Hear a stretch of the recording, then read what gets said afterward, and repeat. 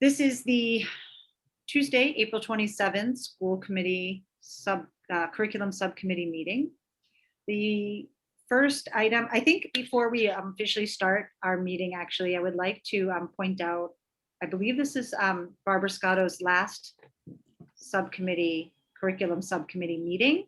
It is indeed. It is indeed. So I wanted to thank Barbara for her many, many years of service, but also her not only on school committee, but as part of the curriculum subcommittee, and has been very helpful in sort of figuring out the roles. And so I really appreciate that, all her work with her many liaisons. So Barbara, thank you so much. And we're so happy to have you here with us today. Well, I'm glad I'm leaving this in good hands. It's not over yet. Yes. We welcome you back to visit all of our meetings in your free time. Right, time I will. Yes. Yes. So please do. Thank you so much. And I guess we're off to the official agenda. We have meeting minutes from our last meeting, April 12th. Is there anyone who would be able to make a motion to agree to the minutes? I'll move it. Okay, I'm happy to second them. Does anyone have any questions about the minutes? Has everyone had time to review them? Very quickly. Okay. Any questions, Susan, anything? Okay, so we'll take a roll call vote because we're meeting via Zoom. Helen?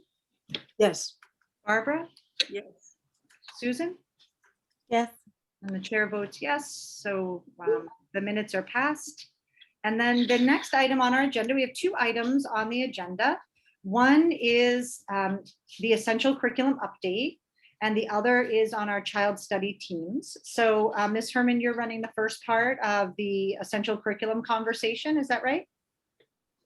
I think I probably have both parts today, but Oh, yes. okay. I was going to say, is Ms. No Miller joining us as well, or will you be facilitating that part of the He is not.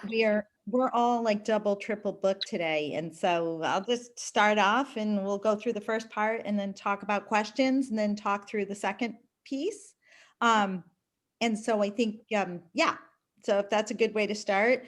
I'm really, Robin, do I have sharing ability? I'm excited to talk today about essential, whoops, not yet. I'm excited to talk today about essential curriculum because we've gotten to keep moving since, this was a presentation we were talking about on 3/16 and we got really into our work that day and didn't get to it. And so what I want to do, let's try this. Okay. So I'm really excited to talk about this today because this is the work.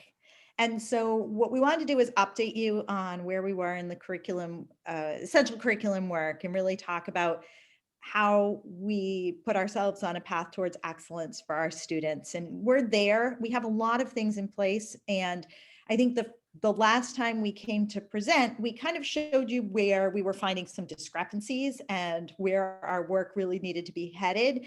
And there was a lot of conversation about standards and where we fell within the standards and how our current curriculum met the standards. And there's also been a ton of change in the state over the last probably 10 years in what the expectations are for students. And so we want to ground this in the work that we do at the district level and with teachers to show where we're moving to.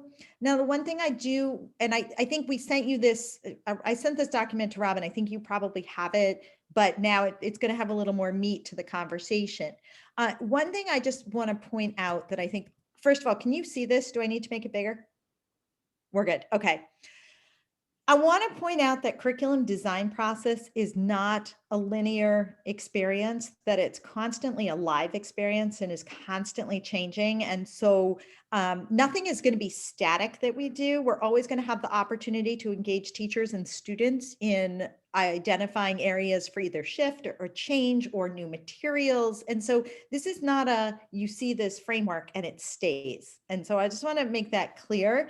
After our last meeting, we really thought about our next steps and thinking about how to get this work done. So we're in the midst of creating a timeline for our curriculum development and summer revision. And one of the things that I'll show you is how we're making those determinations and what it is that that information is telling us. Securing funding for teacher participation. So as you all know, we are in the budget process, and I've requested some restoration of funding that got cut from OTL in order to continue this work. We want to engage teachers in the process. So this is not a top-down process, and it should never be thought of that way. It's a collaborative process. But one thing that helps is to have something to put in front of people for them to react to, and then help us make it better. And sort of determining sort of that ongoing support and revision. So this doesn't just, it's not a 1 year and then you teach this curriculum for 5 years and then it gets changed. And one of the key pieces that we keep coming back to, and this is both through this work and we're also finding it out through the equity work that we're doing to kind of, to identify what that equity office will look like, is to return to the portrait of a graduate. And I know Helen, last time you were talking about the need to engage those stakeholders, and we're trying to find ways to bring some people on that can help facilitate those conversations. I think, you know, as I said before, the OTL party of one could not do that this year, but I think going forward, we will be able to engage people and continue that process so that it isn't a one-sided, just on the district side of looking at curriculum. So that's sort of the overview. And now I want to get into what this work's actually doing. So I think many of you are probably familiar with the design process, but we are laying that design process against our curriculum work. And so and what you can see here, and this is, I think, what was missed in our last curriculum meeting when we were talking about things, was that the curriculum departments are all in different places. So for instance, here, you can see that in our empathize, and I'll share with you what these really mean in a minute, but in our empathize stage, our science and social studies are there. And one of the reasons that they're there in these two earlier stages is that our science and social studies curriculum has not been revised since between 2011 and 2013. So if you look at the dates, and I'll be able to show you some of that on our curriculum work, they're almost 10 years old. And so they're in the very beginning stages of having to step back. And I think Gabe made that pretty evident last time, where he was laying current standards and old standards next to each other and determining. And yet our performing arts, visual arts, and math, they're in the testing range, because our math curriculum was updated last year. We did purchase a curriculum. We are creating a map, and I'll show you that in a few minutes. Not that specific one, but I'll show you what that looks like. We were creating maps to lay out the work for teachers, but they're testing that out this year to see like what goes really well and what needs to be revised. And so we have both ends of the spectrum. And then the ELA and the health departments, they're sort of in that prototyping where they're taking all of the work they've been doing, that they've created units, et cetera, and they're trying them out, but they're making sure that those units look right and have all the right pieces in it. And so in terms of like this not being a static process where every department moves through every part of the process at the same time, this shows that we're in all different places. So what does that work mean? And down here, we've given a few definitions to kind of show like what each of those means. So in the prototyping, you see design specific lessons and pilot new materials. So this year we had a benefit with ELA with part of our ESSER funding, we were able to purchase materials from Teachers College. And the nice thing about the materials is they were for both students and teachers. So they were the actual lessons, but there were recordings and PowerPoints. In addition, we created PowerPoints for places that didn't have them. And so they were prototyping those materials and trying them out with teachers.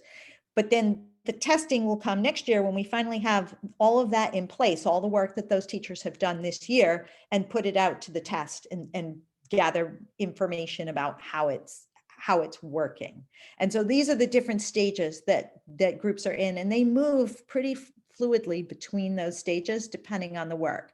And also just for social studies and math, just to know, like, some of that is like grade specific. There are some specific grades, and I'll show you in a minute what that means, that are in a different place and need more, defining than other grades. So any questions so far? No? Okay, I'll just keep going.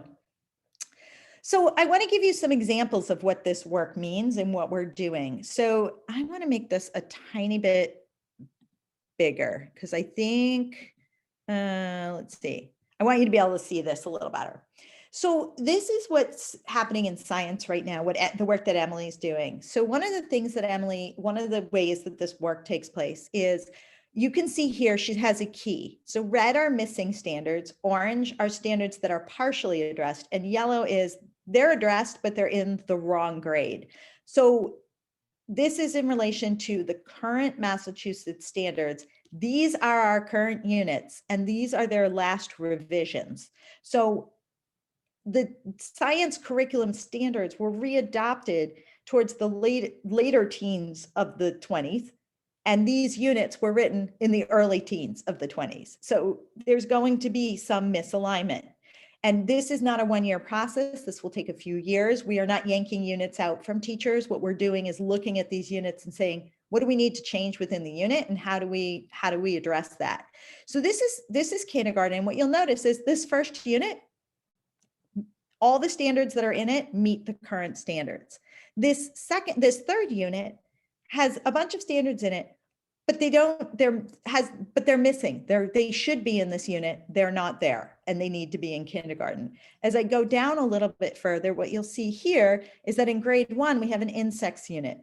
This standard in red needs to be added into the insects unit.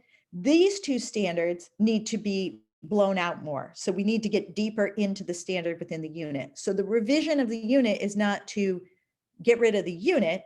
The revision of the unit is to say, how do we ensure that we're meeting the full standard and not just partial? So this is one stage of the work, and that the work is going through. This stage right here is evaluating connections, and I don't know if making this bigger will help. It might. It's a little bit. This is evaluating connections for the design practices. So all of the standards now in every content area, and Jennifer, you probably have some experience with this. There are the skills that are very content specific. What facts do you know? And then there are skills that you want students to develop. For instance, here where it says constructing explanations, designing solutions. We want all students to learn that, and they don't just learn it in one content area.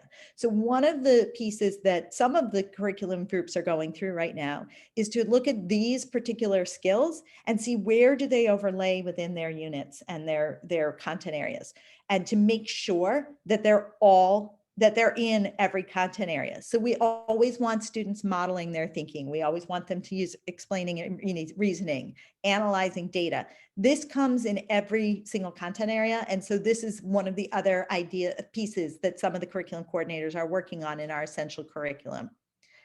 The next thing, and these phases are not linear. These are all just pieces of those design process pieces.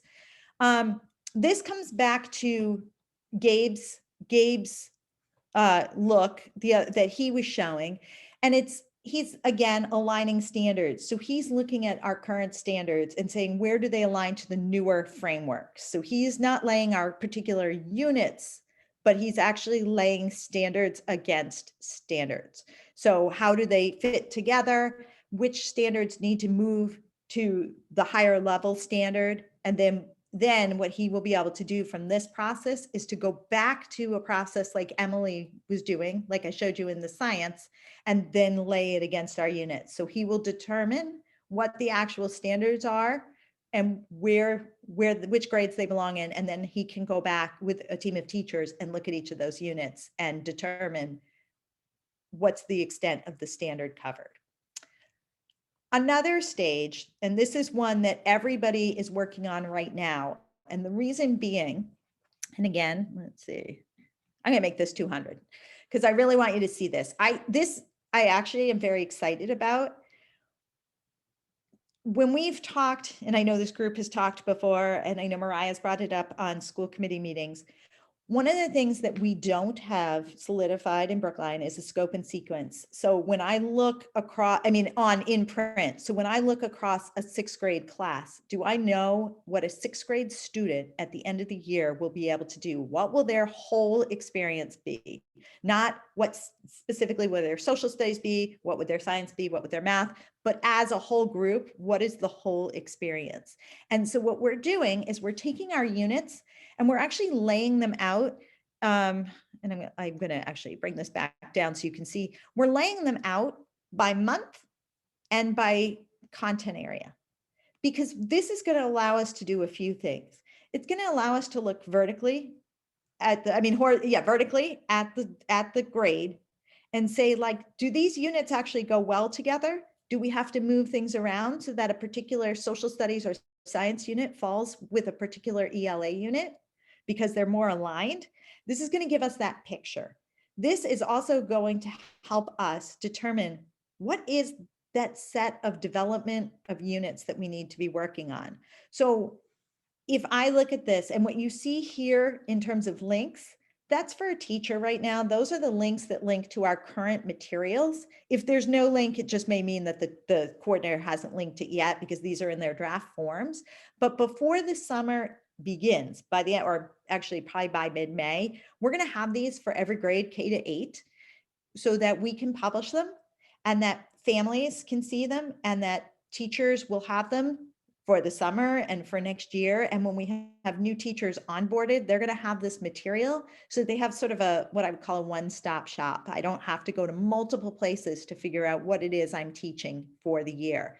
The other thing this is going to allow us to do is to, ahead of this document, at the top of the document, is to sort of be able to place in there, what is a 3rd grader? What's the expectation of a 3rd grader? And what are those skills they're going to walk away with? What are those soft skills they're going to walk away with? And the nice thing about this document is it is going to include PE,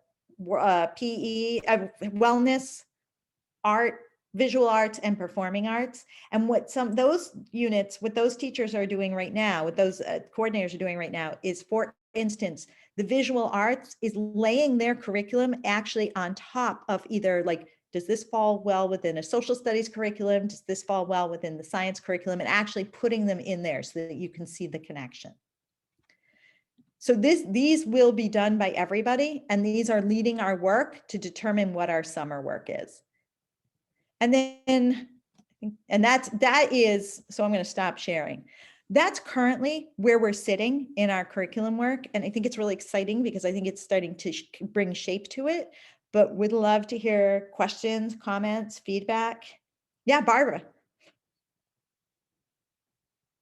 I'm just looking at that. In the last one that you were looking at in 6th grade, there was a whole piece about geography. Mm-hmm. And what I wonder about, because I had noticed that after I left teaching, there was a big switch.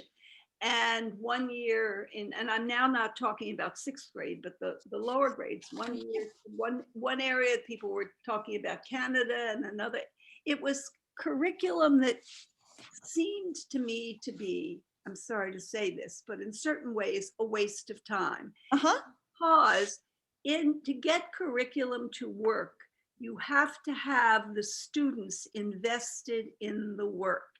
And while geography is interesting up to a point, where you're doing mostly that, you lose them pretty quickly. Mm-hmm. Whereas when you're doing history, for example, we did ancient China, we did ancient Egypt, it's about people and what they're doing and how they're learning and what's going on. And it's a much richer curriculum. Are we bound, and I don't know what the state curriculum is now, but are we bound to do what the state says we need to do if we think it is not in the best interest of teaching and learning? So you bring up an excellent point. So I probably chose a bad example because just for the geography part, because it's actually shifting out of there, because you're absolutely right. Remember, as I said, the social studies curriculum hasn't really been touched in almost 8 to 10 years. So if I will show you one thing though. So let me just show you something. Let me go back, I'll share again, because I think you hit the nail on the head. when I come back to this document, if I go back up to the work that Gabe was showing, he actually pulled some geography standards here. And the standards really lay, so this one, using maps, satellite images, photographs, and other representations, the relationships between locations and places. So it's more about, so that would probably be tagged into some science work and connecting those two. So I think that what you're saying is absolutely right. And it is exactly one of the reasons that we are doing this work, is because we have a lot of things in there that at the time served us really well, and now may not be as engaging, or may not. So you're right, the focus is more on the history and making connections in the history, and making connections where students are analyzing history and thinking about patterns in history. It just didn't show up well in that example. I appreciate you. Yeah. Thank you. Yeah. Susan. Good. So first of all, thank you for this. I'm trying to pull up something while I'm talking. So I think that I'm very excited about this. I remain very excited about this piece of the project because we've been talking about this for years now. We've been talking about this for such a long time for a variety of reasons. First of all, just alignment to the state framework so that we can do that. But second of all, it's very much an equity issue as well, of ensuring that across our wonderful diverse K-8, that there's at least a consistent set of things that all students are getting. By students they may change schools, they might come into Brookline, they might go to different schools elsewhere in Brookline, and so just having some clarity on what they're learning and when and how it fits into the scope and sequence is just so important. We also prioritize and love our educators who can develop their own curriculum, but at the same time, sometimes especially newer educators to the district don't necessarily know kind of what's coming before or after. And it's not till 2, 3, 4 years later that they really deeply understand the whole strand sort of vertically and horizontally. And so something like this can really help, especially since it's sort of developed by educators, can really help communicate that as well. And I think we've all felt this year the absence of something like this. People who are just very difficult for parents as a communication tool to understand what's supposed to be happening, what's my kid supposed to be learning, and be able to assess for themselves, in addition to in partnership with the school, just have guardians and families and parents and all the supports needed to understand what's supposed to be happening. And I think without that, and without that sort of set of consistencies, it's really difficult to then pare back from what? How do we know, that there is that consistency? So I just think that this, I can't underscore enough how many problems this solves. And, I think the one watch out, to watch out, one is that, this has always been a district and a school committee fairly allergic to, worksheets and too much, standardization, too much conformity. And so I think there's a magic point between, consistency and being able to sort of give a consistent perspective and experience to children and to educators without sort of that standardization that can be so problematic and so disempowering. So I think that's one piece, is just that autonomy and the consistency, that balance is so important.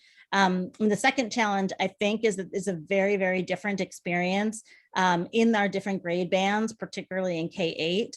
So in K through 2, we're in a very, what the teacher does all day is very different from 3 to 5. And by the time you get to 6th grade, they are subject, expert teachers. And so they really don't have, any one educator doesn't have to try to, balance 11 curriculum coordinators and make all the pieces fit. And so you really are talking about very different problems for educators.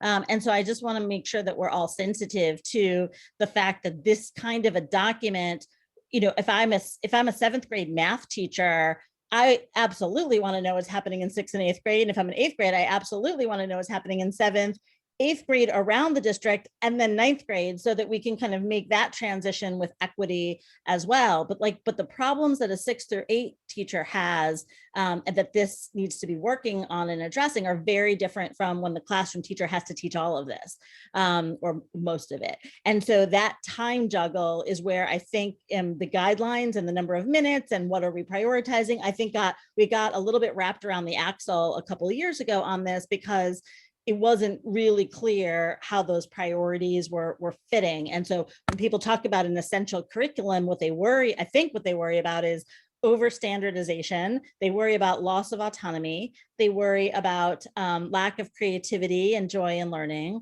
And they worry about that one educator, particularly K through 5, who's trying to juggle all of this because it's a real challenge. So I guess one thing is I would like to see us sort of frame the conversation in the right way. And have some agreement. I'm sure there are more benefits than these are just the ones I remember off the top of my head. Yeah, no. These are the ones I remember off the top of my head from having so many years of this conversation, Groundhog Day style. But I'm sure there are others. And I think it's just important for educators to sort of express their own vision of this. I'm just sort of reporting back what I've heard from teachers over time. But I think because to the extent that that it's driven by solving a problem that they have and that they've identified, I think it's a very different situation from, teaching and learning is now coming down with one more thing, which is an essential curriculum that we all have to implement. Right. And I just want to make sure that we kind of avoid that. I mean, the only other thing that I would say, so I think consistency on the goals, the purpose, like really the purpose, and what happens when we don't have something like this, where are the places where this gets really bumpy and we hit a lot of potholes and break axles. And the only other thing that I would say was a legitimate concern that I've heard is the idea of if we're trying to embrace, which we are, and move towards and find ways to do more integrated learning, more project-based learning, more interdisciplinary units. What you need for that sort of work is you need longer time blocks, you need collaborative time with teachers, you need the educators to be able to see how these pieces fit together in order to be able to deliver it for students.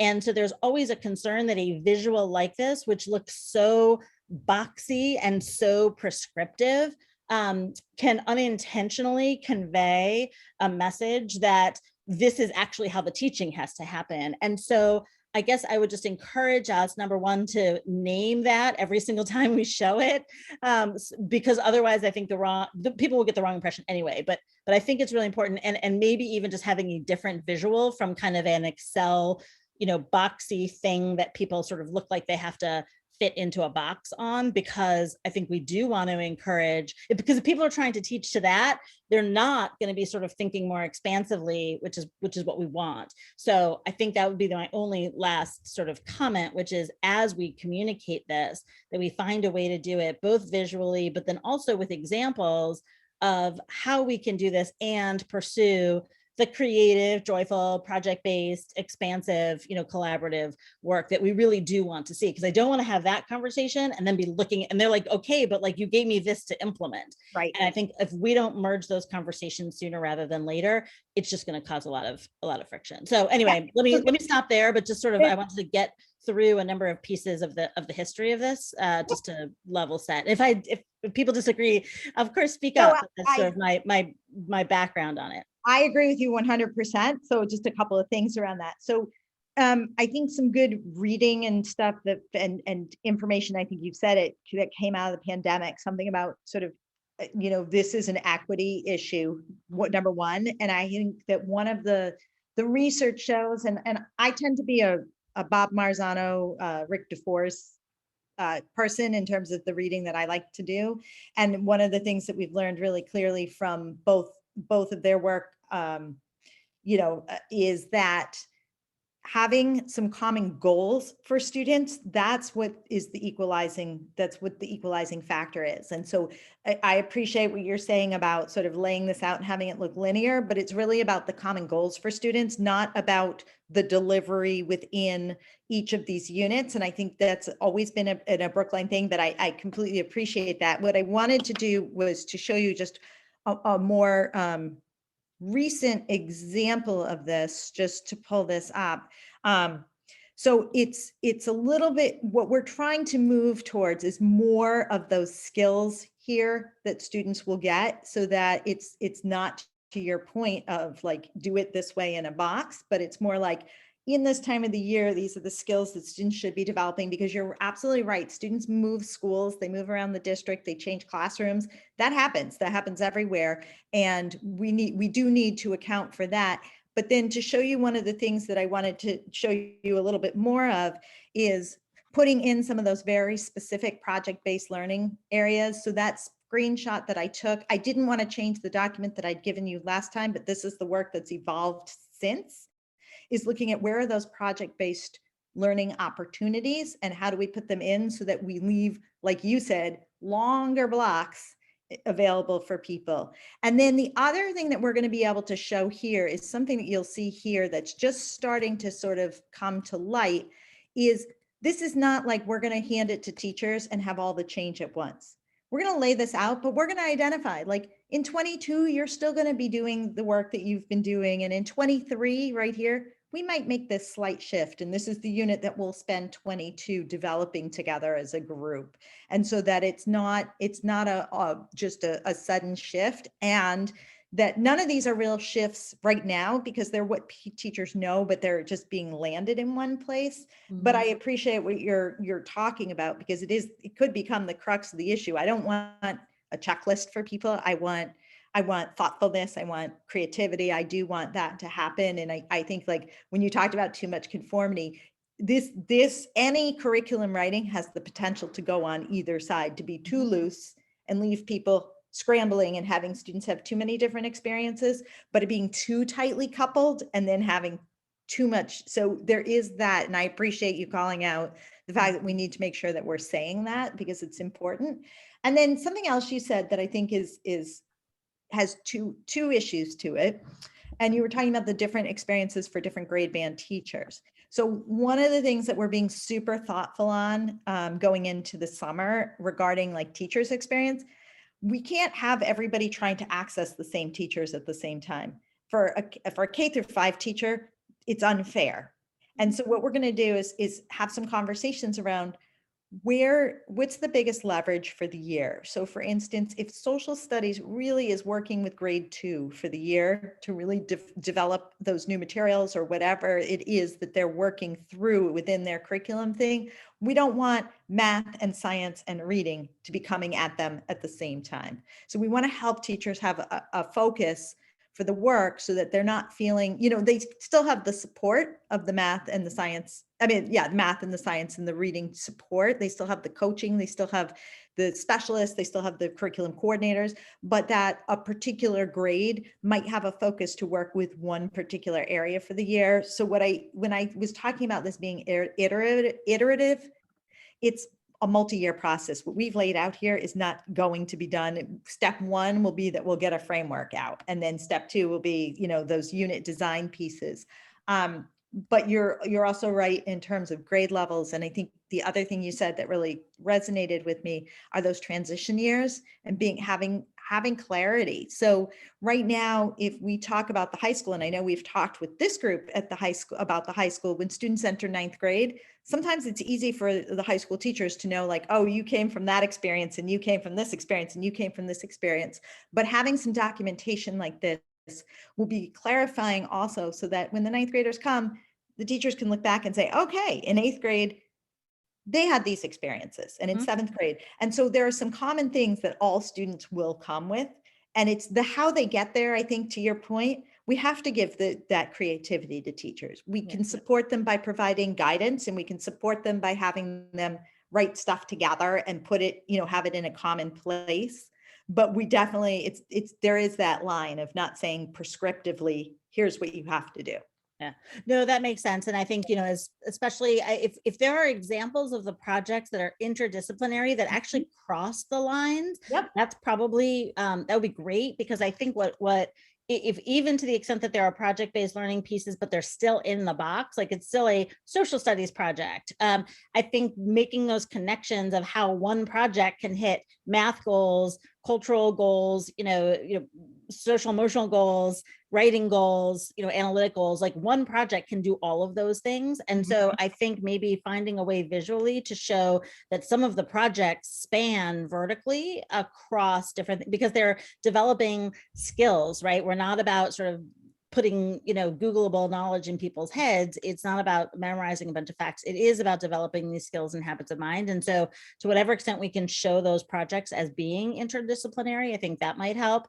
I guess the only other thing I want to say is that we need to find a way to sort of say two things at once. One is that clearly an educator who's a second grade teacher cannot change practice on 11 curriculum areas at one time. It's crazy when you say it out loud. At the same time, a second grader is only a second grader once. And so if the year that they are a second grader, social studies is the thing and not math or whatever, or math is the thing and not social studies, either way, we have to make sure that there's a way for us to kind of lean into certain kinds of practice, but find ways to do it on those skills and habits of mind that really do cut across, because we've certainly, when we've rolled out new things, sometimes everyone is like, the little kid soccer game, everybody drops everything and runs to where the ball is, and that's what they're focused on. But then at the end, the kids sort of have a really inequitable experience in a different way. So we have to find some way to be able to balance both of those, which is how many things can a teacher do at once and learn new things, and making sure that a second grader, that when the teacher is working on social studies, that's not, so we have to find a way to communicate that as well. But anyway, that's very exciting. I'm so excited about all of this. Helen, do you want to go? I can, or you can, whatever. I wanted to actually follow off of what Susan was saying. Well, two things. One, off of what Susan was saying about project-based learning. And we've been talking about this for a long time. I remember, I don't know, maybe 6 years ago, we were sitting and trying to talk with the English and science and social studies curriculum coordinator about how fourth grade, I forget what, I think it was fourth grade, they were trying to see about working together. I think one of the things that'll be critical here, if we really do want this integration between, is having the curriculum coordinators integrate in the sense of making that, to show that this is the way we are doing it, and that then will trickle, it should trickle up and trickle down to the teachers. Without that, we're not going to get what we're striving to get, and it's really critical.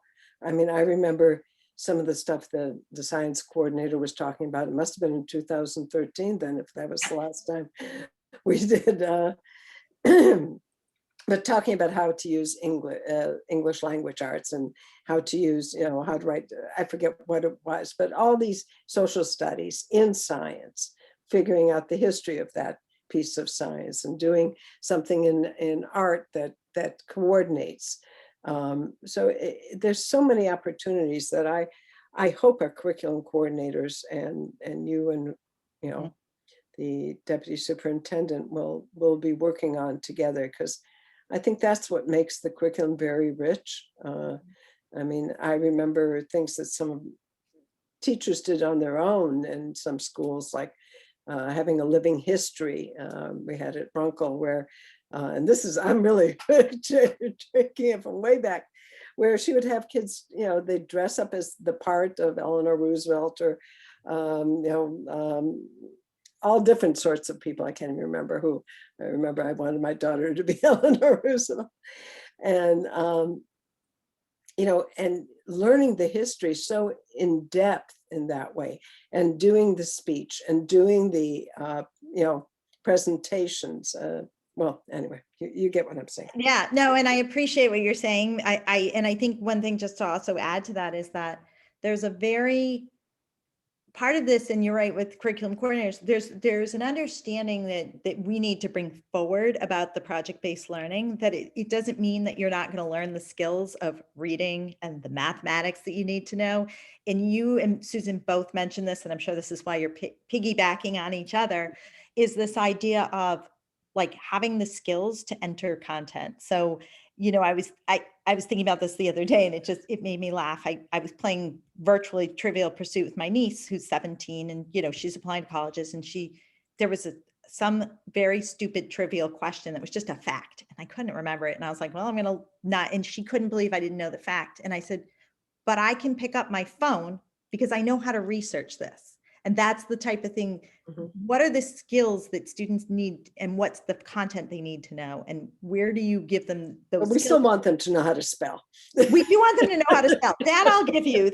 But this Trivial Pursuit question, which when I was growing up was a fact that I had to memorize. Sure, I don't sure. care about it enough to keep it in my head, but I Sure. can get the information. And I think Right. that's the difference. And making sure that people recognize we're going to teach students to read. We're going to teach them to spell. The mathematics they need to know. There are science facts and theories they need to know. However, there are also things that they can get and learn through those skills on their own that we put in through project-based learning. And I think that's part of this sort of, it's not a conundrum, but it's where we're at in terms of sort of understanding that. So I appreciate that comment a lot. And this, just the second piece, I would hope that the state standards are the floor and not Absolutely. the ceiling. So, and we've Absolutely. always talked about it in that way.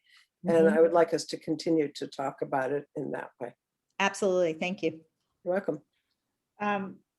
Barbara, do you mind if I make a comment really quickly, and then happy to share the floor? I think that what I liked about that, you talked about layering the blocks going to that document and being able to shuffle around. So I guess the way that I'm thinking about it, or interpreting what you're saying, is that curriculum coordinators are really going through and understanding the units and lining up what needs to go further, you know, sort of aligning to the state standards and making sure that our units have all of those and more, as to Helen's point, you know, that we at least include those core experiences and meet those benchmarks.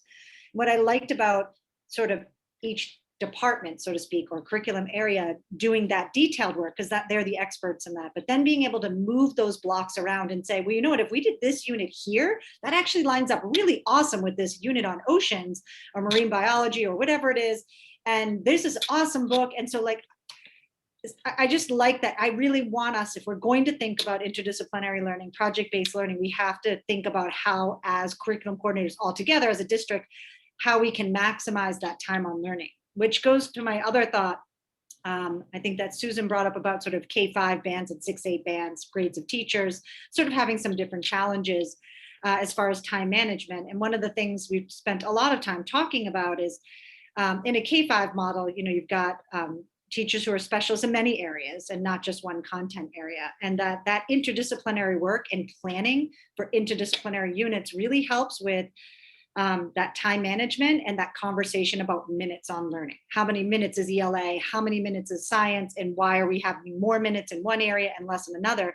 And when we're doing this kind of interdisciplinary work, we really can maximize our time on learning and increase student engagement. So I'm very excited about thinking about how we line up units. And I do think, to another point that was already made, thinking about really the messaging of this.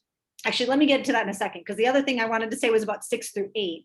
And so, yes, they're content specialists sort of within like the math department, but also it would be very helpful. And yes, you want to know what math is doing in 6th grade and what 7th grade math is and what 8th grade and 9th grade is, but it's also helpful to really know what the other content area teachers are doing so that you can start to do this interdisciplinary work. Like, for example, just in my, you know, some of the experiences I know are happening now, like in RLA, there's, you know, projects that are happening between the social studies teacher and the ELA teacher, and they're working together. So they're discussing the book actually in sort of both areas and doing different pieces of the work in social studies versus ELA and the skill building, but it's connected.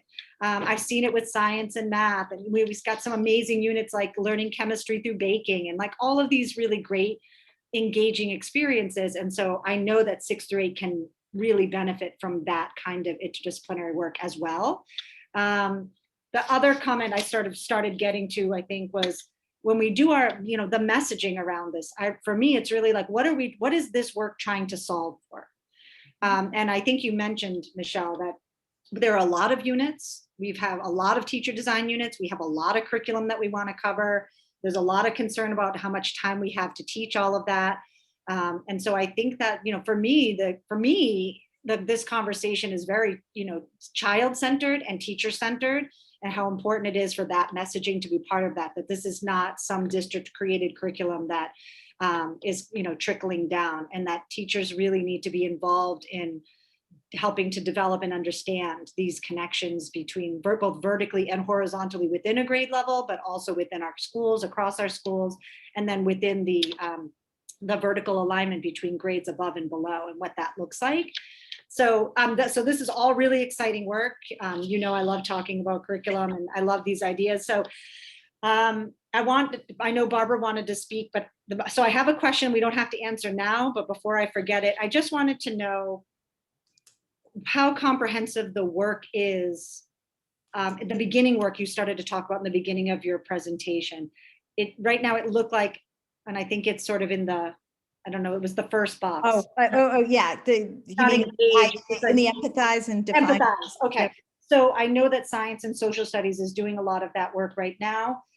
We've seen a lot of the math program review in the last few years, and it looks like I was visual arts and performing arts are well in hand as far as their curriculum mapping, because that's what you called it, scope and sequence, and I call it a curriculum map. It's the same thing. Same thing. I just was wondering how comprehensive that work is, for example, like in ELA, because I just haven't seen myself a program review of that and a lot of that. So I'm just wondering, maybe we can come back another time and sort of like, or when we come back and talk about the curriculum, in essential curriculum in general, sort of what that looks like. There's been a lot of interesting conversation about ELA, and we've really not gotten into that in the same way as we're hearing more about science and social studies right now. We've heard over the years a lot about math, not so much about ELA and what that looks like. So I'm definitely interested in exploring that, learning more about that.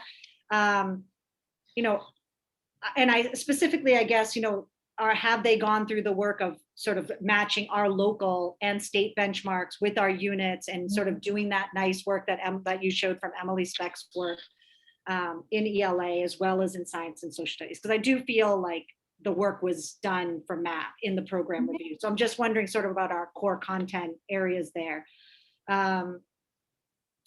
Really looking at that focus on those interdisciplinary units. And I just don't know I don't know where that work is in Yep. progress. So Absolutely. sorry, that's all for me. And then Barbara, I know you wanted to. Yes, and I will follow up, because there is that work going on in ELA, and it's a good question. It's a different, it physically probably would look different, but it is going on. And so I either, whether we meet again or not, or I can put that, I can get in, I can get that to you so you can see that more clearly. The only thing that I did want to respond to is something you said that I think is really important, and it comes right off of what Helen and Susan both said, was you were talking about the 6 to 8 and sort of that work and the cross curriculum work. And I think one of the things to also highlight is that, and I started to give it with the example of the Trivial Pursuit, we're trying to give students skills so that any content that's put in front of them, they have an entry point to. So for instance, in the example you gave about reading, students learn to read informational texts. And so if we do that really well, informational text, whether it's put in front of them in math or science or social studies or music class, that they have the opportunity to enter that. And that's what the interdisciplinary does also help promote. So I appreciate that comment. I know Barbara had some questions. I have two different things. The first one has to do with the curriculum coordinators and their work together. Mm-hmm. My concern about that is the following. When I was teaching, which I stopped in 2006, it was a long time ago, but we had book sets in our classroom that we could order for ourselves, and very often they would be connected to the social studies units or the science units. And I'm mentioning that because when at some point in time there was a shift in how materials were stored and we no longer had our own sets. Mm-hmm. I mention that because what happened was the people who were the language arts people very much wanted to use the books they wanted to use because of the skills that were being taught and so forth. And while I understand that very well, I also understand that given the time that we have to do some integration.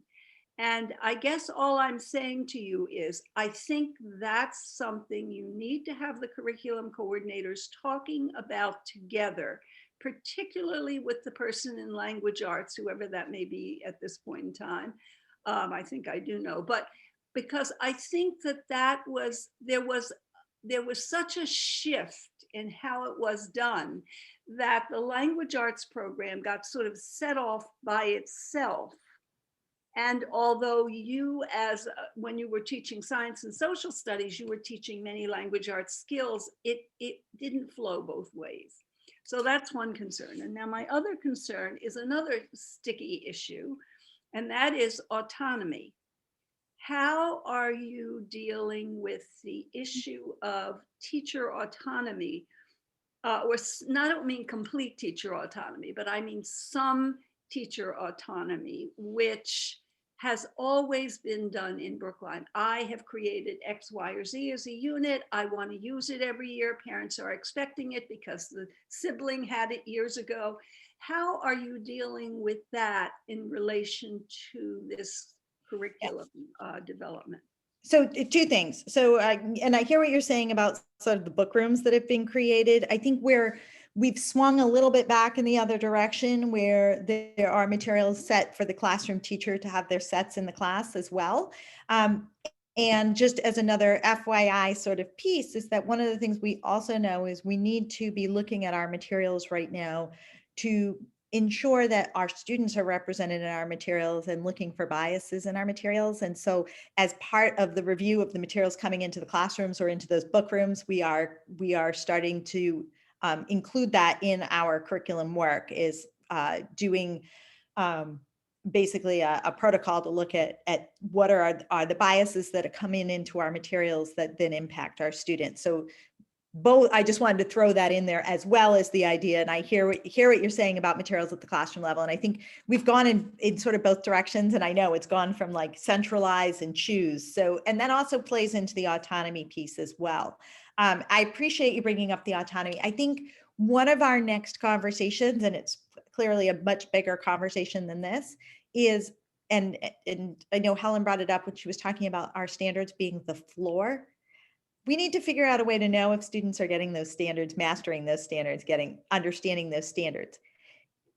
It's not, the autonomy is in some ways how you get to those standards, but what a student learns is the expectation. So I think the next sort of conversation is, how do we know that, so that when we send students to the high school and all these experiences that we want them to have, that they've brought students to the place where the students understand and can do the skills and pull the knowledge that are in the standards into their use. And so I think it's probably the next step conversation, both for the curriculum coordinators and this particular entity, to talk about, because it is important. And, is it that we're looking at certain common experiences that all students have, and then room for autonomy around that? Or is it the way in which you get to those standards, but we give students the same common question to answer, to then look across the district and look at that? And that's a shift in practice in the district. And I think that is a conversation to continue. It's not a decision that's made in one place and then brought down. It's a discussion. So I appreciate that. And I think you're right. Yeah, and it's also, it's a big discussion, I think, with a lot of the teachers. If you want the teachers to be working with you, they have to feel you understand what it is they want to bring to the table. And that can get sticky at times. It can, but I also think it's a really good growth conversation for all of us, for us, at central office, to be having them there. I mean, we have them there at the table now, but to actually, open that conversation, and they are the practitioners. And so their input is key. Yeah, and they may have some really terrific ideas. Absolutely. That are being done in one school. And it might be something that would really make them feel valuable, as well as getting good teaching across. Absolutely. Yeah. Yeah. Susan, do you want to go ahead? And then I just want to be mindful of the time as well, that it's almost 5 and we still have child study and we only have till 5:30. And Go that ahead. won't take quite as long, so that, Yeah, because I I have think this questions is for you. more, yeah, go ahead, Susan. Just 2 quick points. First is, I think, just picking up on Barbara's point. I remember there was a conversation a couple of years ago that I was very interested in. I'm not sure about anybody else, about, what would it look like to try, if we're serious about project-based learning, if we're serious about integrated curriculum, what would it look like to have just one sort of common thing across our schools, so that every second grade class did one common project. And it didn't have to be done the same way or whatever, but just something that was common. And it could really be something that really unifies the town, and how interesting that would be. And then there was a discussion of how long it would take to try to develop that for 9 grade levels and whatnot. And in fact, the teachers in the room were the ones who said, actually, we probably already have it. We probably already have it. If you were to sort of source all of the different projects that the teachers have been developing for decades, we probably already have it. So I guess what I would ask is that, the one way to do it is to kind of pick one thing and then roll that out, and pick one thing and then roll that out, which is sort of a hub and spoke or a top down or whatever. I guess I might also encourage us to flip that question and just ask if there are things that we know that we would love to see more of. How can we source those at sort of a broader level, either with support from the Brookline Education Foundation or whomever, just our own PD funds, and try to sort of pull up a number of things at the same time that are lifted from practice, because those are the best things anyway, and sort of pull those through, as opposed to sort of, because sometimes it takes us years and years to like pick a math curriculum and then, and roll it out. It's like Yes. 4 years from Do start it. to finish. And I just think that there are probably more rapid cycle, innovative ways that really are driven by classroom experience, by what we already are doing. And I would just love to really emphasize that if there are ways for us to do that we should. The other question, which sounds like it's going to be the opposite, but it's actually the same thing, is, a number of years ago, we had something that Brookline educators developed called beginning of year and end of year assessments, common grade level assessments. So these were not standardized tests. They were not, MCAS. It was not the state. It was in math particularly. And they were Brookline math teachers who came together across the buildings and said, here's what we think third graders should be able to know at the beginning or end of a year in math. And they were developed by teachers. They were, implemented by teachers. They were very flexible. They moved from year to year. And for a variety of reasons, we stopped doing them. But I don't think that it was because of all of the, kind of overhang of standardized tests. In fact, I think that was something, because they were developed by educators, they were actually enormously valued and very powerful. Mm-hmm. And there used to be a teaching and learning council, which was representatives from curriculum coordinators, from some principals, from teachers, and the deputy superintendent for teaching and learning. And that group came together to really help sort of steward shepherd this whole thing. So it really was built from our educators' knowledge and experience of what was important. And so I guess I would sort of look to, as opposed to sort of saying, are there places where we can find things? I would almost say, can we start there and pull those things up and, kind of see what can get kind of distributed more widely. We saw so many great examples of that during the pandemic, and that sort of collaboration. I'm just wondering if we can lean into that lesson and do it and invest in that more intentionally. So anyway, I just want to put those two ideas back on the table, because I would love to see us resource things in that way, if we can. Great. We'll go back and do a little research. Just sort of, I'm sorry, Ellen, just to jump onto that idea of autonomy in general.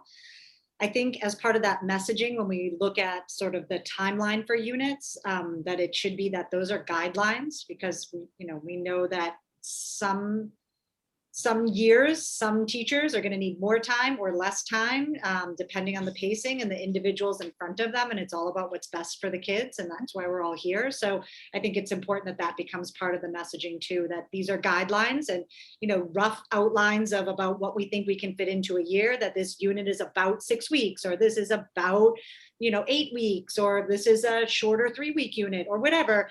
And it's a guideline, and it may not pan out like that, but that's the, you know, the general area. So I think that's part of that autonomy of like, well, I don't think teaching works well when you're like, okay, day one, you're doing lesson 3.5 and tomorrow's 3.6. And if you're like, wait, but we're not ready. And there's this feeling like you've got to keep going along and that the curriculum is driving you instead of the kids driving the pace of the curriculum. So that's a really important idea for me. The only other thing I wanted to ask was if you could maybe give us a little more detail on where we are at for funding for teacher participation in this summer work, because I know that's a budgetary piece. And then Helen, the floor is yours. So funding, so I actually, and I was saying this before, the request I put in for funding for OTL, because we call this workshop because this yields an outcome for teachers.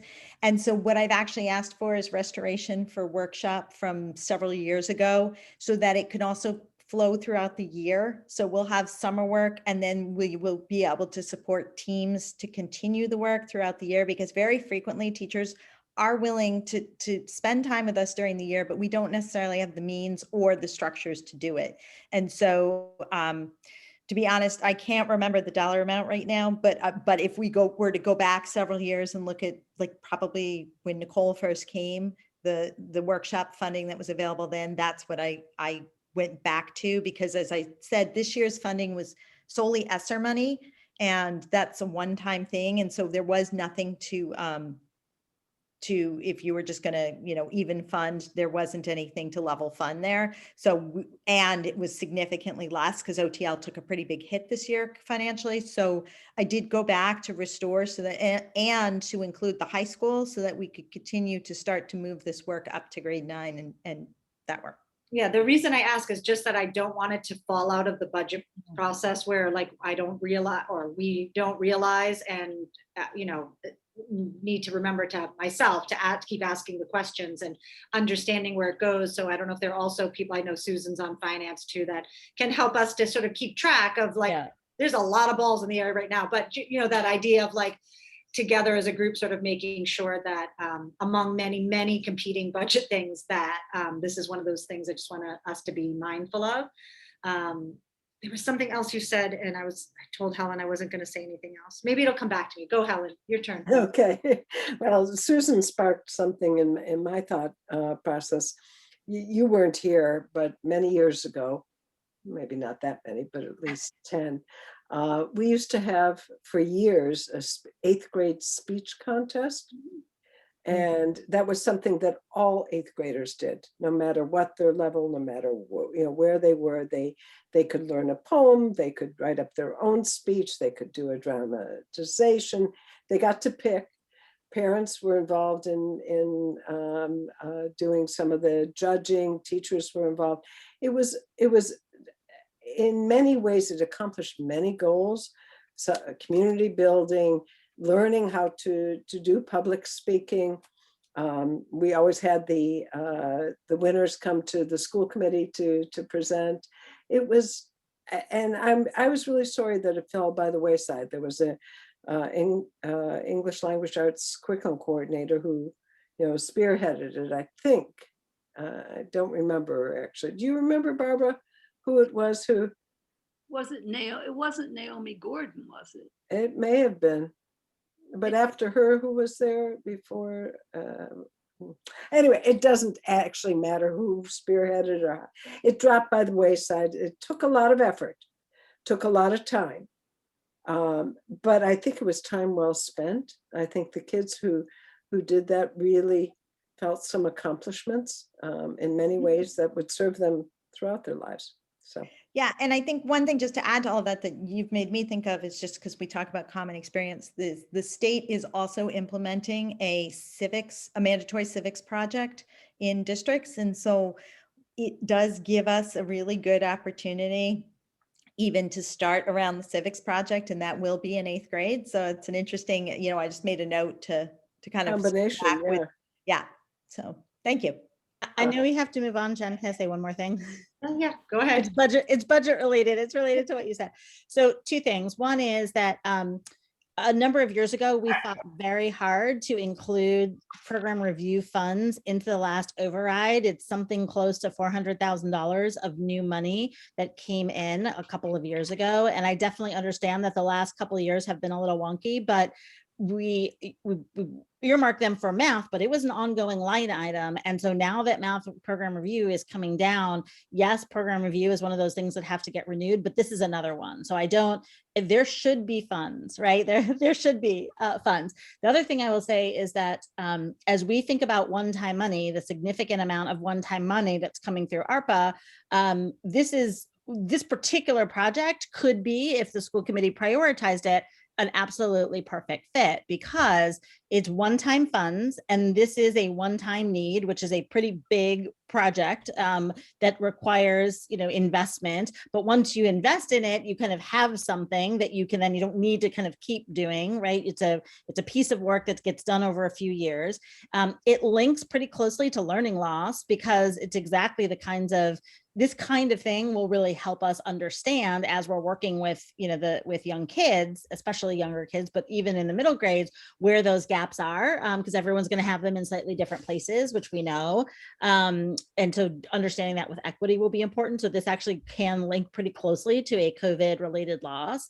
And the third thing is that these are, especially to the extent that they're stipends, they are not building up the base, right? So stipends don't create a cliff. Stipends are a way to get, funding for teachers for their time, but in a one-time way. And so there's a way in which you can sort of look at this, Jen, just to your question about where this fits in financially, and to say this is exactly the kind of thing that we can and should be using one-time money for if we structure it in a one-time way, and then go back to, holistically, we've had this conversation for a couple of years. Holistically, what are the full amount that we have for professional development?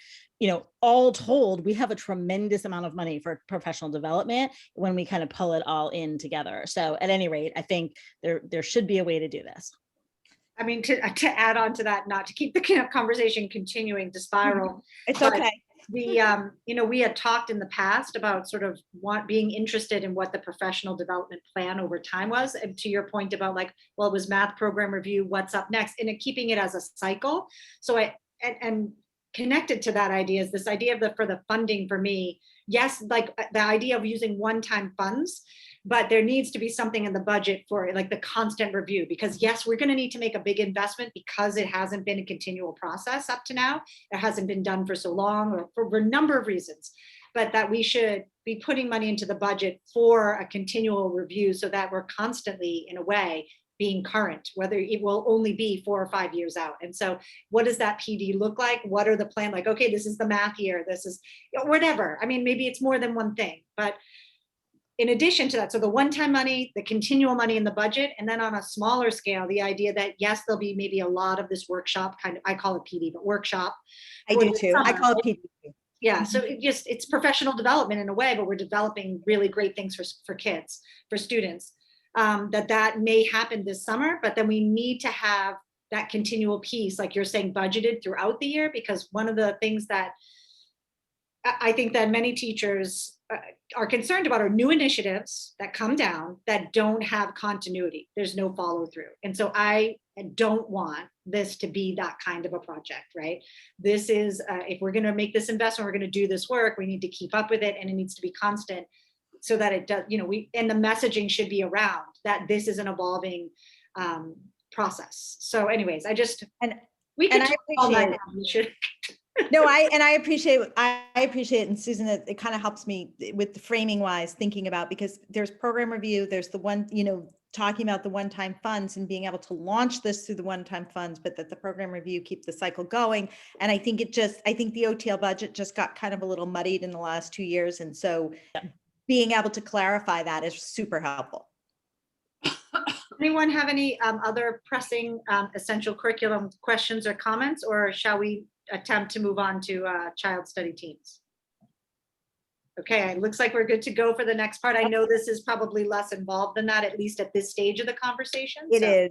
And so let me just, before I change my screen, because I have a lot of documents open here. And I want to find the right one to share with you. Oh, okay. So I wanted to, I'll bring this up in a second. So child study teams. So one of the things that I went back and did once Jennifer started talking about, bringing child study teams to this group was to go and think about like, what do we know about our child study teams and our commonalities across schools, which is where I got to for today. And I heard Susan also say, talk a little about like, the idea of learning loss and stuff like that. And I will send to this group a few of the educational articles and research that's coming out on what has happened over the pandemic. Thankfully, we are not finding that students are dipping back and slowing in their skill progression, which is great. I mean, that's awesome. So it leaves us with the opportunity to say, where are students at and where do we take them to further, as opposed to sort of that deficit model, which is a fabulous place for us to be in as a country. So, but I will share those articles out with you so you can see where we're at. But I'm going to just share. So one of the things I learned was that our schools have some similar processes, which is great. And the processes, so I asked Leslie if I could share some of her materials just to kind of show where, because Pierce had a nice visual that I'll just put up just to kind of see where we're at. Now, again, I think this shows that let me just can you see that? Does that work? So one of the things that I think that as a district is that when I started looking back at our district-wide CST materials, again, they're from 2012. And so it does make me think that we have, just some reflecting that we need to do as a large group. But I wanted to show you where we're at and where teachers are, where schools are at sort of in their process. And I think that I think what's really great is that the process itself across the district is in a good place. And this just shows you what that process looks like. So this says, a teacher has a concern. So when teachers are asked to bring concerns to the child study teams, there's a lot of information that comes into that concern. The concern can't just be, something happened a couple of times here and there. It's really about gathering some evidence and understanding where the student is at. And the first thing is to fill out this form. And this form is every school has a different way of gathering the information, but here we have, Pierce has a form, and this particular one that she shared with me is the COVID-19 concern. So this could have anything from a social emotional concern, or this might be a concern a student isn't engaging, or it could be a concern that a student isn't completing work, or any kind of concern that could come to CST. But this is their particular form.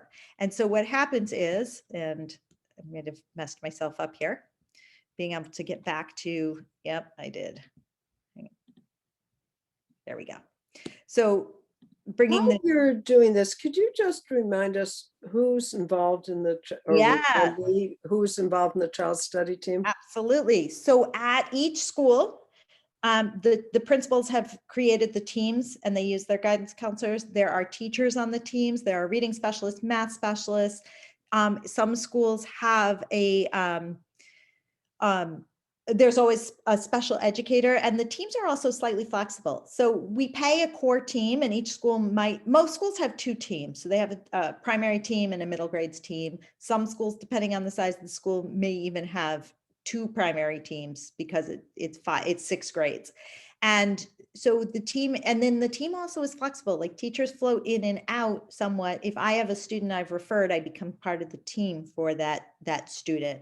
And so the team does have specialists. It has administrators on it, and we have lead people that it's a stipended position. So we stipend leads at each school who organize the process. So it's Are only the leads stipended, or is everybody stipended? Everybody is stipended. Leads are stipended. The regular team members, the regular group. The regular team members are stipended. Yep. And that's an OTL stipend that we pay for. And so the team goes through the process. And then here where it says the team begins a discussion and the CST proceeds. So they determine here what a student needs. Is it something that might need to just sort of change in the classroom? Is it something that needs to be, sorry, let me jump back here. Through this process, one of two things happens. So it goes to either a specialist for concern, or it can go directly to a discussion. It really depends on what it is. If it's a specialist, they'll work through the process with the teachers to fill out the individual student success plan. Because the whole point of a CST is not to go directly from a concern to a special ed referral. It's to see what we can identify in the classroom and determine in the classroom. And if the classroom isn't the first tier, if we can't do it within tier 1, moving to tier 2 and doing some individualized and small group goal setting and working with students on those. So that's what this process is in here.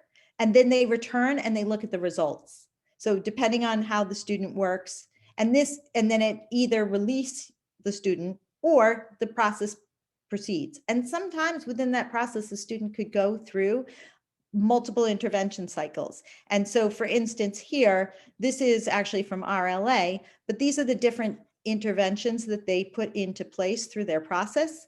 And I can download this and send it to you as a PDF because I know this writing, but this is one of their examples. So a tier 1 could be that there's some small group instruction in the classroom.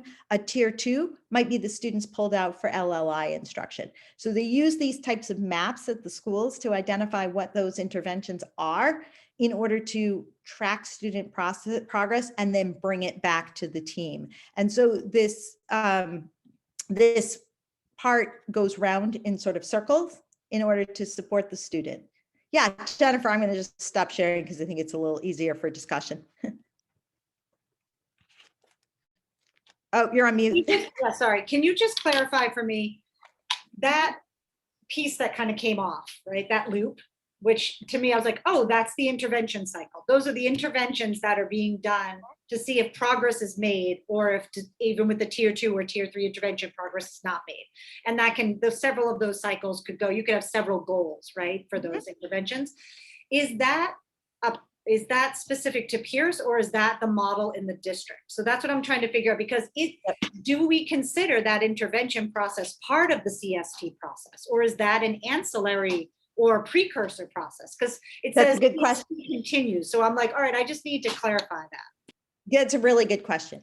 So the CST process itself is basically, if you look at the process, and I think it's a good question that you ask about the district, and that's why going back and seeing a lot of our materials from 2012, there clearly needs to be some update there, because in 2012, we weren't looking at the social emotional needs of students in the same way. So I think you have two really good points. The process itself is having a process where we can recommend students to be looked at deeper than not getting to a special ed referral, but starting at a deeper look for students in general. So if a student, like in this COVID time, it could very well be a social emotional issue that we're bringing up. So we bring that to, so having a process and a group of people to problem solve around that, and having a process to have that met and to be reevaluated and to make sure that we're meeting it. The other part of that cycle, you're right, the way that's written out, that is the actual intervention cycle that takes place as a result of the CST process. So it's an integral part of the CST process. It's an integral part. Yep. Because that's you. I mean, I can't imagine going from one right to the other. I mean, you have to implement, I would think, interventions, unless you have.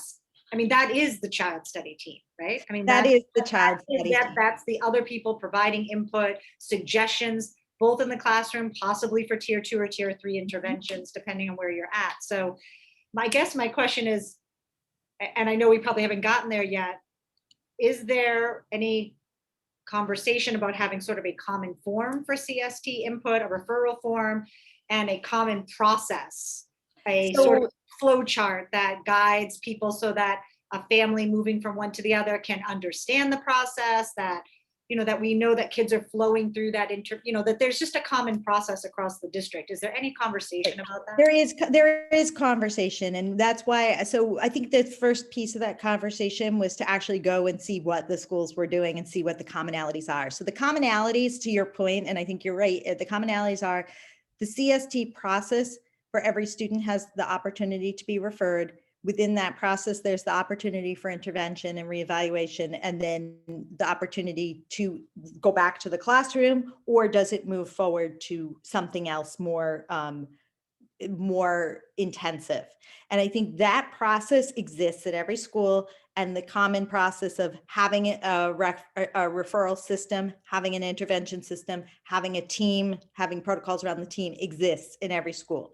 I think to your point, is it currently common and exact across schools? No, we don't have the exact same process. We have a process, but we don't, and we have the steps are the same. The materials are different. And I think that is the conversation that we are just starting to have. And I'm just starting to have it with Casey's team, and to do it. It's not a CST, just to be super clear. And I think you all know this, it's not a special ed initiative.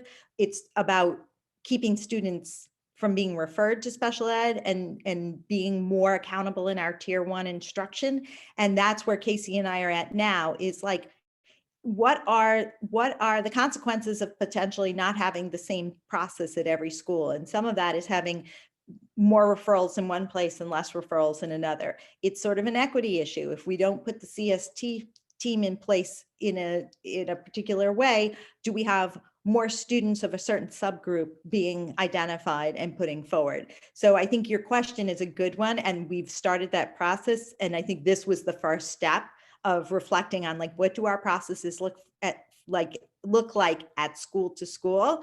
And I think the strength is that the structures are there and the teams are there. And I think the next piece is now, like, what can we and how can we make the process more consistent and more I'm using the word consistent, but you're right. Like, when you go from a school to a school and you don't have common information, what does that mean? I think that's one of the benefits of a common form, because when a student moves, that information could transfer. The other piece is, like, when we have conversations about these plans, what are the best practices? And so, sometimes schools will do, book study or, PD within a school on, different schools call them different. Different districts call them different things. Student intervention team, I've heard it called SIT, IST, yeah, TAT, CST. There's all sorts of names, but they're all really very similar, and it's all about providing interventions to meet the needs of students. And so I'm just wondering if there are people who might have a lot of background knowledge about best practices for this that we could utilize. And I do think that is at our school level, like we were talking about before, the practitioners as the teachers and bringing them. I think that's the piece that we have to do now, is to go by school and look at their practices and have them bring the best practices. Because I do think that from even within our school, and I didn't take you into all of Pierce's forms and stuff because we are, it's time consuming, but I think we do have really good materials at each of the schools, but where can we find some common ground to have similar practices? So for instance, we have that look that we look at those. So Helen, you had a question. Yeah, just one quick question. I'm curious, how many students are referred? I don't think we can use this year as the pandemic as the year to think about referrals, but the year before, or 2 years ago, how many students over a year are referred to? So I actually was not here then, and I will have to look at that information. I will have to look at that, because I think it's a really good question. And the goal is to not have those, I believe that tier 1 instruction in general, and I think Jennifer and I have had some conversations about this, tier 1 is the place to catch students and to try and work with them. And, the idea around here, part of what CST helps us do is sort of look at our tier 1 instructional practices and reflect on them, so that we know, Are we not meeting a certain student's needs in the classroom? What could that be? Do we need in some cases, do we need a more culturally proficient way of teaching? Do we need more entry points? And it gives us that opportunity to do it. And I think that codifying that structure very carefully Mhm. will give us a lot of information. And I think what has been part of the Brookline practice is that each school develops their own CST team and practice. And I mean, I'm glad Jennifer asked the question for us to go and look at it, because it gives us something to sort of reflect upon and move. And so I appreciate that. I will get that number, because I don't have it. And Yeah. I wasn't here. So No, I but get that. I it's not get an that. excuse. It just means I have to go do the research. Yeah, and I would just be an interesting, point. And then I guess if you're looking at numbers already, how many of those students who are referred to CST go back to the classroom, and how many go on to have an IEP? Yep. And I would suspect that might even be like a multi-year sort of process, because you can have some Yeah. students in CST at the, in the midway through 1 year, and that process may continue, the next year there may be progress. So, there could be students over a period of time who have been in, interventions for. Or, you take 3 years together. I don't care how you do it, just to get a sense, more or less. It's not going to be exact numbers, and we don't need exact numbers. No, but I think it's a percent, even the percentage, like the percentage of students that are referred and the percentage that go back to the classroom, the percentage that move on to a special education and evaluation, the number that wind up on an IEP, and who are those students. And I think that that's important information. And thankfully, Erin is going to be back in about a week. And so she can help me with this project.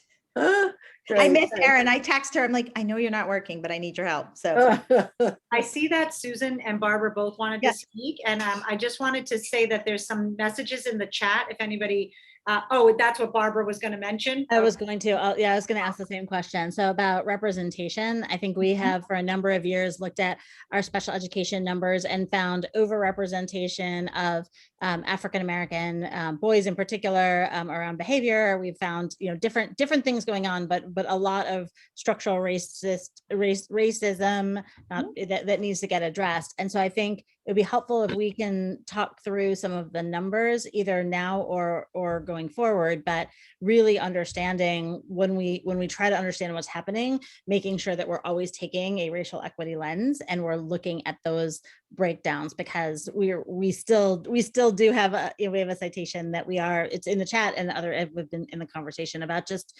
overrepresentation of African-American students. So can we talk about that a little bit here? And then when is it that we feel like we can start to talk about that data as well?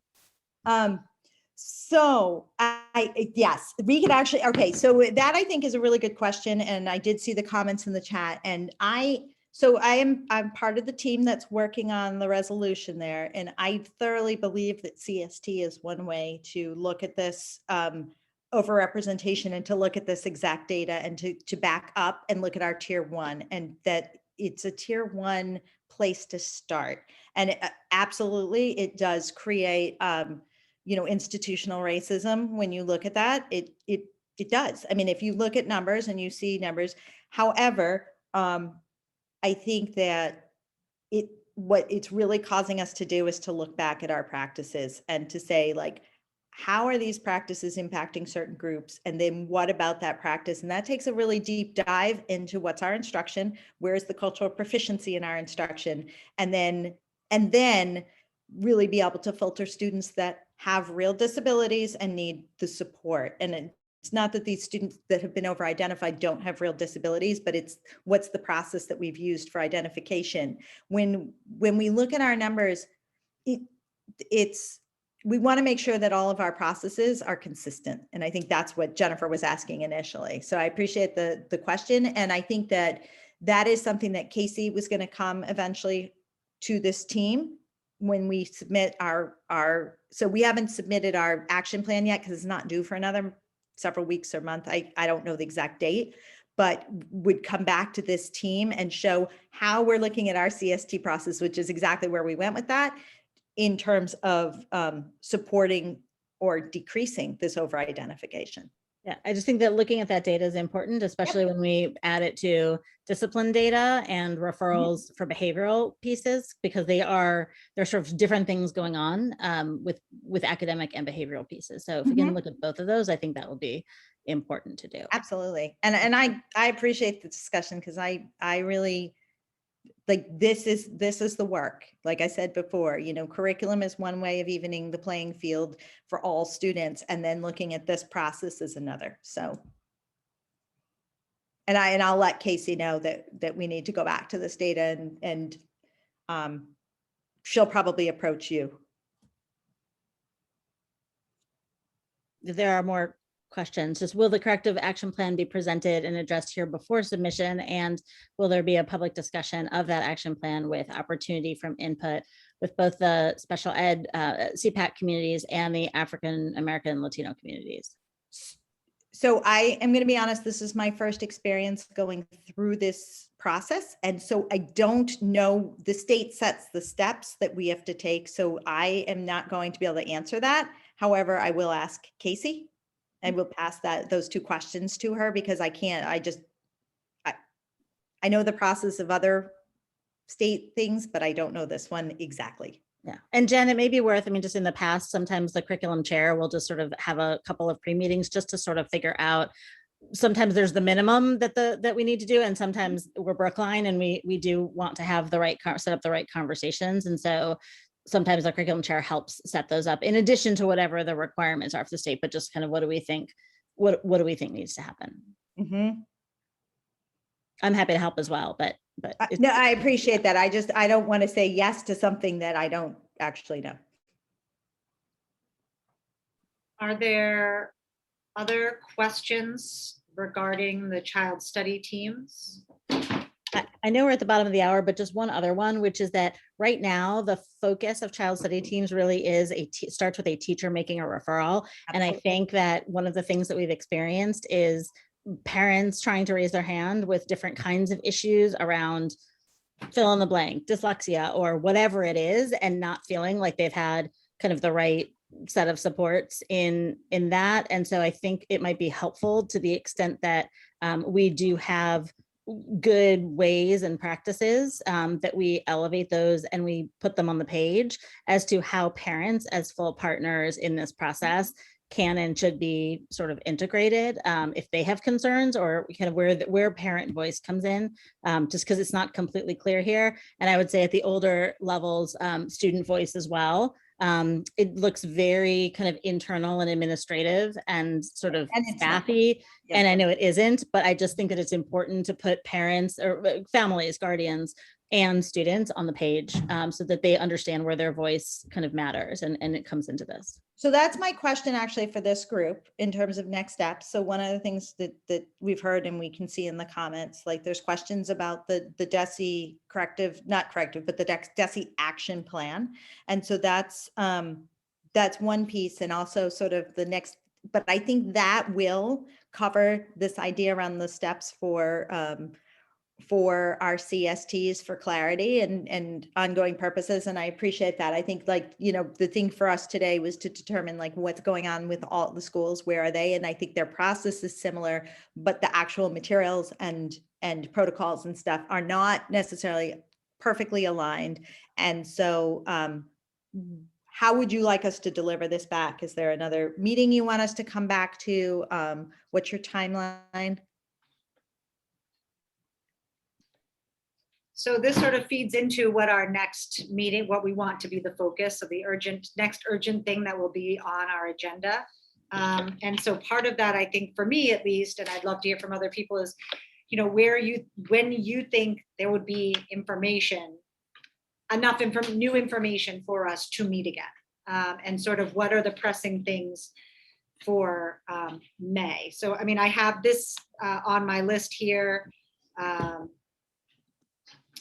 And, I think we continue to need to follow up on child study and have another conversation at some point about essential curriculum. I just don't know what is ready for that conversation. And I know I don't know, well, I'll bring that up under new business. So when are we supposed to be meeting? next? On the 18th, right? Right, correct. One, And, two, 3 Is weeks. that before the report back is due? Or we don't know? I Okay. can't remember. I wish I mean, I can go in and figure that out. And I'm going to negotiations from here so I can check in with Casey. Yeah. No, I would say ideally, if we possibly can, it would be important to see that before it goes in, just because I think there are things that we will want to wrap our heads around, and people on the school committee might have ideas about what they want to see in there.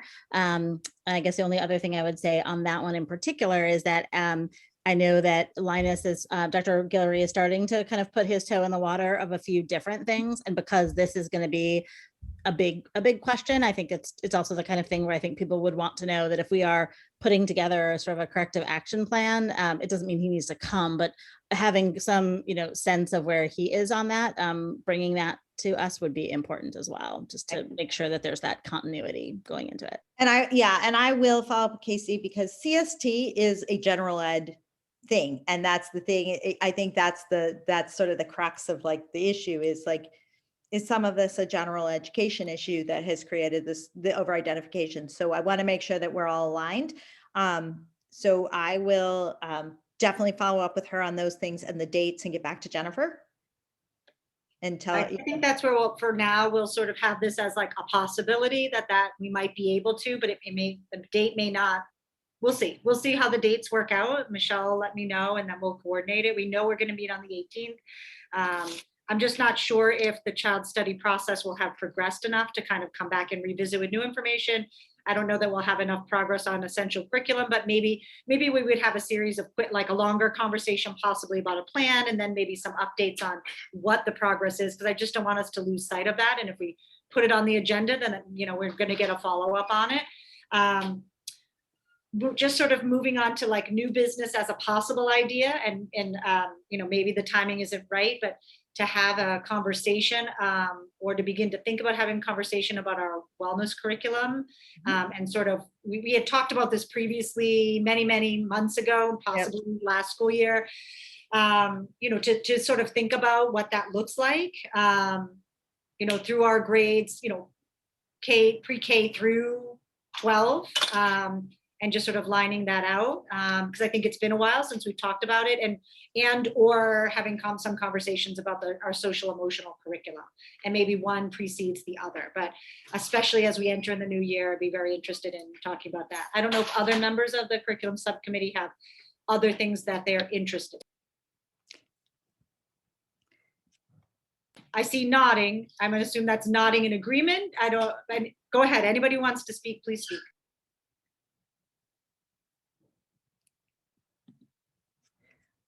I'm sorry. I always have a list. I always have a list. Somebody else should go first. I was trying to unmute myself. Do we have, I think our, it's not phys ed anymore. Wellness coordinator. Is she still an interim, or is she? She's an interim. We are the posting has closed. Oh, so good. Hopefully we will have somebody in place very shortly. And we will have a new wellness coordinator for the district, and a full-time one, not an interim one. And I will, and then I think we can move from there to conversations. I do believe there probably does need to be some conversation about a couple of topics in the wellness curriculum. So we can come back to that once I get the person in place. Right. It may be too soon next time, unless it's somebody who's in the system. Right. We'll follow up with that. And I'd like to bring some wellness and science together, because there's some crossover in some old curriculum that has existed that I think we need to separate out, and just to bring that to your attention. So I'll follow up with everybody. And again, I'll meet with Jennifer, and I don't know if there's a June date, if there's a June meeting, but if there is, then maybe by then we can definitely do that. I think I'd like to. There is. We don't meet in the summer. Do we have the? June 15th. Perfect. So we can do that June 15th, if you'd like. The other thing, so I do just want to keep an eye on that social emotional curriculum, and have that conversation, because I think that's going to be so key going back into a full year, building stamina, just being really mindful of what kids are. I'm making an assumption that everything's going to be back to normal, but I'm going to live in that positive world until proven otherwise. The other thing that I wanted to mention is, I want to continue to come back to this idea of site councils. I don't know where that belongs. We've sort of gotten out of that conversation. And then, I don't know, Susan, you got a list? I got my pen ready. I do, but let me just pick one. I think that as we look at, we're now at the end of April, if we have a May meeting and a June meeting, we have a summer workshop, and then it's September. And so it feels like September is really far away, but actually in meeting time is actually very close. And so I think the main thing that would be helpful for curriculum to dovetail with finance on is how our, in particular, ARPA funds, but getting prioritized against our educational objectives. And so I think that to the extent that that only happens in finance, we're kind of having like a like a financial accounting conversation. Whereas here, I think this is the place to sort of say, okay, here are our longer term objectives over the next, 6, 12, 18, 24 months. And then how this is going to, how these funds are going to be used strategically in ways that don't create a cliff, and in order to meet that. Because I think by the time we get to September, it's almost like we've already lost a lot of time. And I think I at least want to see us kind of have a proactive sort of plan on this that pulls together some of the summer things that are happening, as well as what educators are going to do in the fall. Because as you say, Michelle, it is certainly true that some of the learning loss in aggregate is not as bad as was feared. At the same time, it very differently affects different subgroups, particularly with a racial equity lens, particularly with an income lens. And so we know that if that becomes the dominant narrative, we're going to lose a lot also of we're going to erase kids. And so how to make sure that we're continuing to kind of elevate that is I think really important. And I think budgets are one way we do it, is hearing what you guys think is what our educators think is needed, and then resourcing it. So somewhere in here, and it might be just something maybe Michelle, Jennifer, that you want to touch base with Mariah about, or I don't know where these conversations are happening. They used to happen in docket preview with the chair and the vice chair and the superintendent, deputy superintendent for teaching and learning. Those conversations used to happen to sort of try to pull those pieces apart. But at the end of the day, we have to be able to say, here's the money that we're putting against these objectives in order to, these priorities in order to get these objectives. And I just worry if we do it kind of like one off, we're not going to get there. So I think it's going to require a little bit of planning in advance. Susan, Michelle needs to leave. I need to go. Go. No, but I just wanted to say goodbye and thank you. And Barbara, I will see you on school committee, but it was good to have you in this group. Thank you. Bye-bye. Okay, so I think we're ready to at least wrap up. No? Yes. Okay, good. I would love to. There's another comment, I think, Barbara, you want to take a particular note of in the chat as well, some accolades for your dedication and hard work to the school committee. You've been such a voice for children and teachers for many, many years, more than a decade. Yeah. Thank you so much. Yes. Thank you very much. Thank you, Barbara, for all you're such a great advocate for children and teachers, and for a great benefit to the school committee. So thank you. It has been my pleasure. Well, you're not leaving yet. You still have another meeting. Remember. I do. Okay, so I will network with, I will talk with Michelle Herman, and we'll get some updates on what's going to be ready for the May meeting. We have a May and a June, and then we'll see how things go for the summer. So we'll see what we can get done before summer hits, and to get us really prepared for the fall. And if we need 2 meetings in the summer, we can do 2 in the summer too. That can happen. Yeah, especially I think in August getting ready. But I think part of it is that we really need to set it up now in the spring for the fall, so that the work that needs to get done, meeting in August and saying we need to do this for the fall isn't enough time. Right. But having the meetings in the spring to say, these are the things that we need to make sure the ducks are in a row and that the planning is done, so that things can happen over the summer to be ready to hit the ground going in the fall. So, I really want us to try to use our time really, always, but use the May and June meetings, and then, we'll see what we need to do for meetings. Okay. I would also say that at some point, and again, this could fit a few different places, but on the theory that we're going to have both a new superintendent and a new deputy superintendent for teaching and learning, and potentially different people kind of in the office, I think it's also important to pause on that for a little bit and just talk through that.